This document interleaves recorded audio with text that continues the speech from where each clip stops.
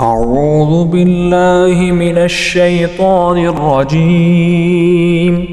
بسم الله الرحمن الرحيم.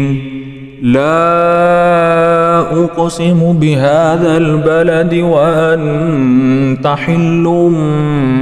بهذا البلد ووالد وما ولد لقد خلقنا الإنسان في كبد أيحسب أن لن يقدر عليه أحد يقول أهلكت مالا لبدا أيحسب أن لم يره أحد ألم نجعل له عينين ولسانا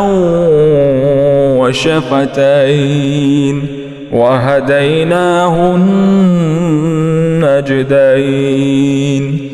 فلاقتحم العقبة وما أدراك ما العقبة فك رقبة أو إطعام في يوم ذي مسغبة يتيما ذا مقربة أو مسكينا ذا متربة ثم كان من الذين آمنوا وتواصوا بالصبر وتواصوا بالمرحمة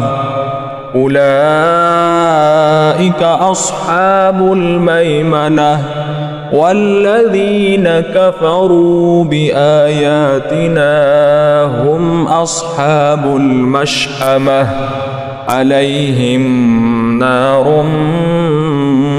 مؤصدة صدق الله